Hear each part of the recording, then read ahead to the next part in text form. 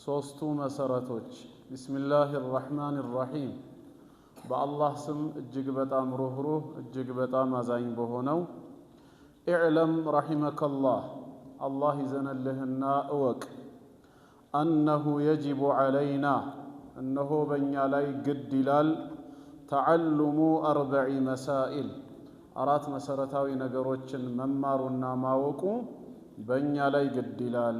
አልመስአለቱል ኡላ የመጀመሪያው ጉዳይ ምንድነው? አልዕልም እውቀትን መቅሰም ነው። ወሁወ እሱም ማዕሪፈቱላህ አላህን ማወቅ ነው። ወማዕሪፈቱ ነቢይህ ሰለላሁ ዐለይሂ ወሰለም የእሱን ነቢይ ማወቅ ነው። ወማዕሪፈቱ ዲን ልእስላም የእስልምናን ሃይማኖትን ማወቅ ነው። ቢልአዲለቲ ከማስረጃ ጋር። አልመስአለቱ ታኒየቱ ሁለተኛው ጉዳይ ደግሞ አልዓመሉ ቢህ በእርሱም መስራት ነው።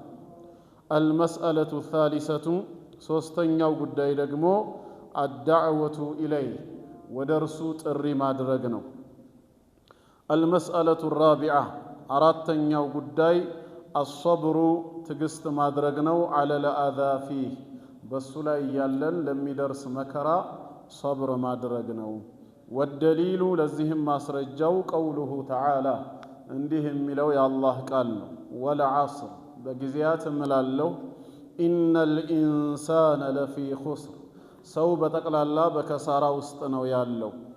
ኢለ ለዚነ አመኑ እነዚያ ያመኑት ብቻ ሲቀሩ ወዐሚሉ ሷሊሓት እንደዚሁም መልካም ሥራዎችንም ያስከተሉ ወተዋሰው ቢልሐቅ በእውነት ጉዳይ ላይ አደራ የተባባሉና ወተዋሰው ቢሰብር በትዕግስት ጉዳይ ላይ አደራ የተባባሉ ብቻ ሲቀሩ ይላል።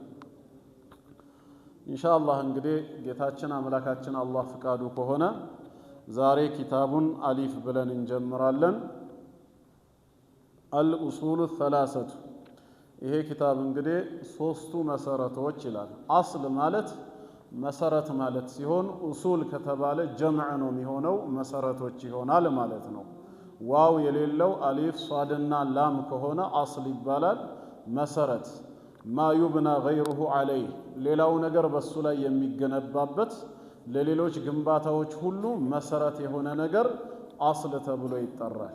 ይሄ መስጂድ ምን አለው? ዙሪያው አጥሮች አሉት። እንደዚሁ ዙሪያው የተገነቡበት ምሰሶ የቆሙበት አለ። በምን ላይ ነው የቆሙበት ሲባል በመሰረቱ ላይ ነው። መሰረቱ ከታች ነው ያለው። እዚህ ጋም አልኡሱሉ ሰላሰቱ ሲባል እያንዳንዱ ሙስሊም ሊያውቅና ሊያምንባቸው የሚገቡ ሶስቱ መሰረቶች፣ ሌሎች የእምነት ዘርፎች፣ ሌሎች የእውቀት ዘርፎች እነዚህ ሶስቱ ላይ ነው ያሉት ማለት ነው ተመርኩዞ የሚመጡት። ከሁሉ በፊት ቀድሞ ስለ ሶስቱ ማወቅ ስላለበት ሸይኹን ኪታባቸውን ምን ብለው ሰየሙት?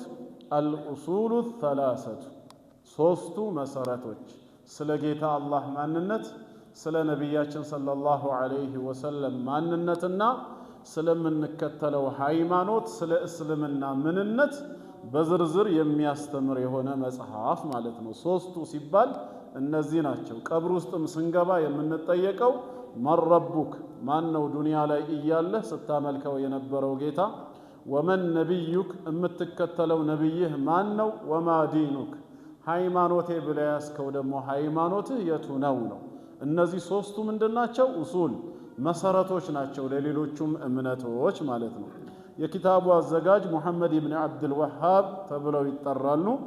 በሂጅራ አቆጣጠር 1115 ላይ ነው የተወለዱት። ዛሬ ስንተኛው ላይ ነው ያለነው? 1447። ይሄ ማለት 1115 ማለት የዛሬ ስንት ዓመት ማለት ነው?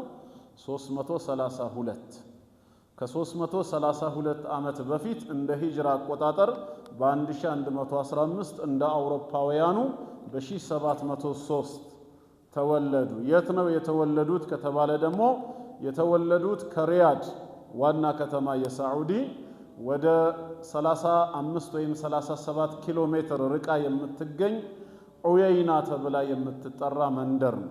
በነጅድ ከተማ ውስጥ ዑየይና ተብላ የምትጠራ መንደር አለች። እዛ ነው የተወለዱት። የሞቱት ደግሞ በ1206 ነው። 1206 ወይም እንደ አውሮፓ 1792 ማለት ነው። ይሄ ማለት በ1115 እና በ1206 መሃል ስንት ዓመት አለ? 91 ያው ተቅሪበን 92 ዓመት ኖረዋል ነው።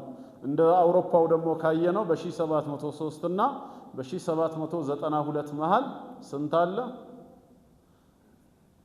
ስንት ዓመት አለ? 89 ዓመት አለ። ያው ልዩነቱ ምንድነው? በአንድ ዓመት ውስጥ የ10 ወይም የ11 ቀን ልዩነት አለ በእስላማዊ የሂጅራ አቆጣጠር። ያንን 10 እና 11 ቀን በእድሜያቸው ስናባዛው ለምሳሌ በ90 ዓመት ሲባዛ ወደ 900 ይመጣል ማለት ነው። ወደ ዓመት ሲቀየር ደግሞ ወደ 3 ዓመት ልዩነት ሊያመጣ ይችላል ማለት ነው። ስለዚህ አንድ ሰው ሁለት እድሜ ያለው ማለት ነው። እድሜ 90 ዓመት ዱንያ ላይ የቆየ ሰው ስንት ዓመት ነው ሲባል እንደ አረቦቹ 93 ነኝ እንደ ነጮቹ ደግሞ 90 ነኝ ብሎ ይናገራል ማለት ነው። እና ዱንያ ላይ 92 ዓመት እንደ ሂጅራው አቆጣጠር ኖረዋል። የሞቱትም ድርዕያ ተብላ የምትጠራ በዛው ከሪያድ ወደ 20 ኪሎ ሜትር ርቃ የምትገኝ መንደር ላይ ነው። በሸዋል ወር መጨረሻ ላይ ሙተዋል።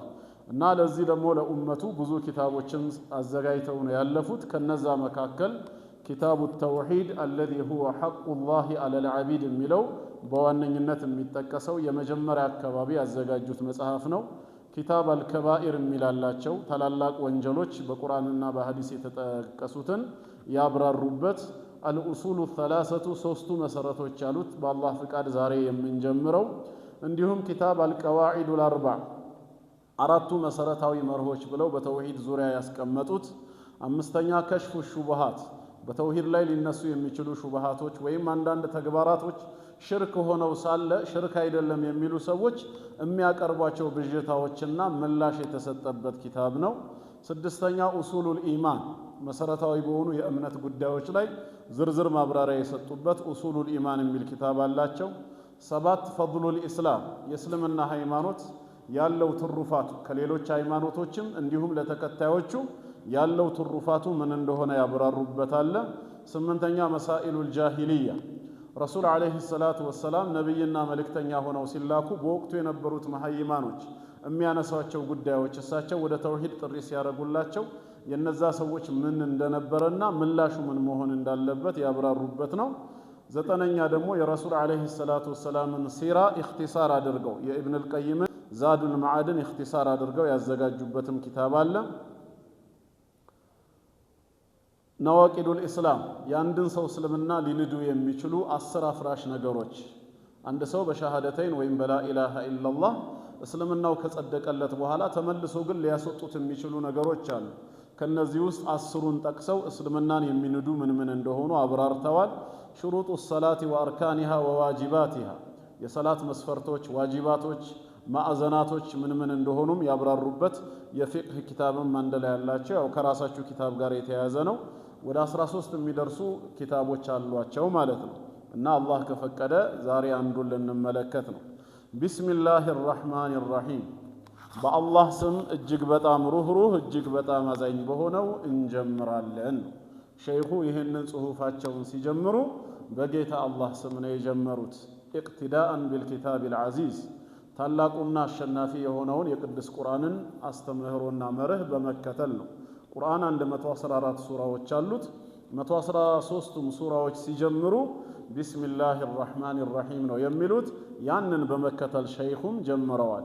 እንዲሁም የረሱል አለይሂ ሰላቱ ወሰላምን ሱና በመከተል ለተለያዩ ሀገር መሪዎች ለተለያዩ ነገስታቶች ኢስላምን እንዲቀበሉ የአላህ መልእክተኛ ዳዕዋ ሲያደርጉላቸው ሲያጽፉ ቢስሚላሂር ረህማኒር ረሂም ብለው ነው የሚያስጀምሯቸው። በአላህ ስም እጅግ በጣም ሩህሩህ እጅግ በጣም አዛኝ በሆነው እንጀምራለን ነው። እንዲሁም በአንድ ሐዲሳቸው ከሰነድ አንጻር ضعيف ቢሆንም ማዕናው ሰሒህ ነው ብለው ዑለማዎች እንደገለጹት ኩሉ አምሪን ذي بال لا يبدأ ببسم الله أو بحمد الله فهو الأبتر ማንኛውም ግምት የሚሰጠው ቦታ ያለው ነገር በጠቅላላ በአላህ ስም ተብሎ ካልተጀመረ ወይ አላህን በማመስገን ያ ስራው ካልተገባ በረካው የተቋረጠ ነው ይላል ሐዲሱ። ስለዚህ እኔም ይሄንን ጽሑፍ ለእናንተ ስጽፍላችሁ በአላህ ስም በመታገዝ እንዲሁም የሱን ረድኤት በረካን በመሻት በስሙ በመታገዝ እጀምራለሁ።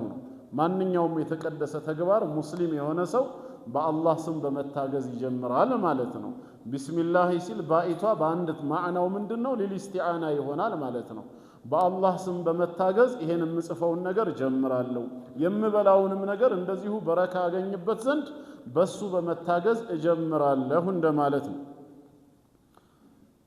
አርራህማን የሚለው የአላህ ረሕመቱ እጅግ በጣም የሰፋ ፍጥረታቱን በጠቅላላ ያካለለ ለዓለማቱ ሁሉ የሚያዝንበትን የእዝነት ባህሪው የሚገልጽ ነው።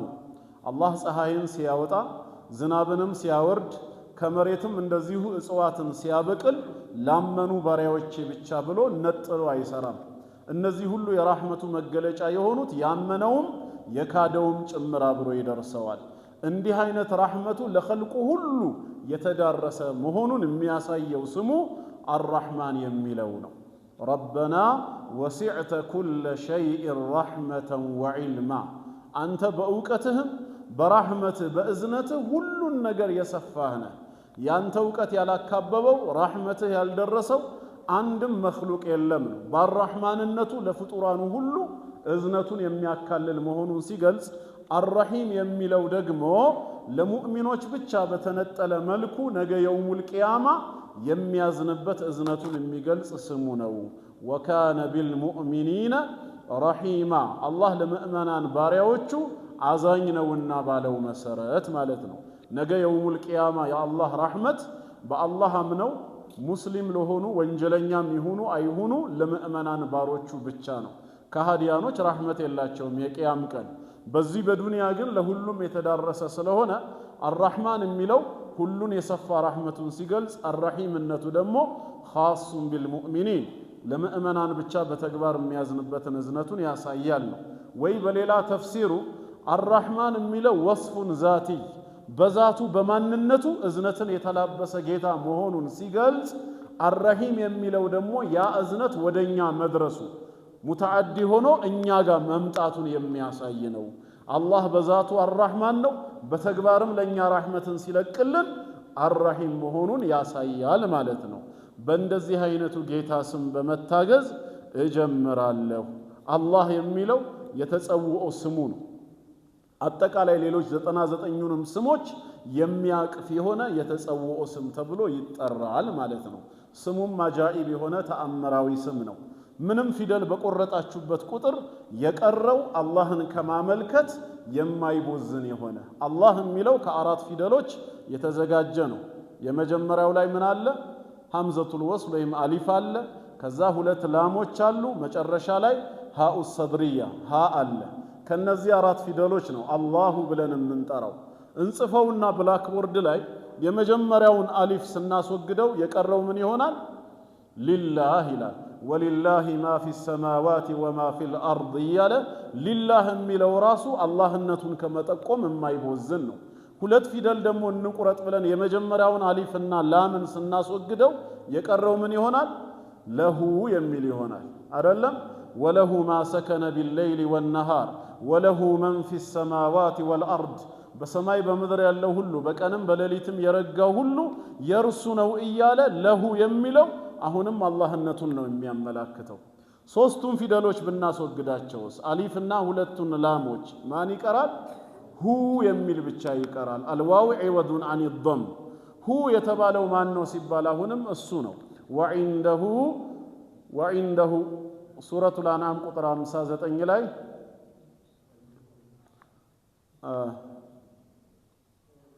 ሱረቱል አንዓም ቁጥር 59 የሩቅ እውቀት እሱ ዘንድ እንደሆነ ብቻ የሚናገርበት። ናም ወዒንደሁ መፋቲሁል ገይቢ ላ ያዕለሙሃ ኢላ ሁ፣ እሱ እንጂ ሌላ ማንም አያውቅም በማለት በዚህነቱ ይናገራል። እሺ እንዳለ እናስቀምጥና ከመሃል ደግሞ ዝም ብለን አንድ ፊደል እናውጣ ብለን አንዱን ላም ብንቆርጠውስ ኢላህ የሚል ይቀራል። አሊፍ ላምና ሃ ወኢላሁኩም ኢላሁ ዋሂድ። ይሄ የአላህ ስም ምንም የፈለገ ነገር ቢወሰድ አላህነቱን ከመጠቆም ምንም ቅሮት የሌለው ነው። ሐታ ላኢላሃ ኢላላህ የሚለው ሸሃዳችን አላህ የሚለው ስም ውስጥ ነው ያለው ነው። ከዛ ሊወጣ አይችልም ነው። እንዴት ከተባለ ላኢላሃ ኢላላህ አላህ የሚለውን መለኮታዊ ስም ለመጻፍ የምንገለገልበት የሶስቱ ፊደል ውጤት ነው። አላህ በሚለው ውስጥ ያሉ አራቱ ፊደሎች አሊፍ፣ ሁለት ላምና ሃ፣ አሊፍ ላምና ሃ ነው። لا إله إلا الله ملون بتتصفوت كالنزي كسوستو አይወጣም አሊፍ ላምና ها لا إله إلا الله راسو እዛው አላህ ውስጥ ያለ ነው ማለት ነው ይሄ ስም ሁሌም አስደናቂ ተአምራዊ የሆነ የተጸውኦ ስሙ ነው ዓለም ላይ የማይተረጎምበትም ዋናው ምክንያት እሱን ሊተካው የሚችል አንድም ትርጉም ስለሌለም ነው ሁለተኛ ደግሞ የተጸውኦ ስም ነው ፕሮፐር ናውን በፍጹም ወደ ሌላ ሊተረጎም አይችልምና ማለት ነው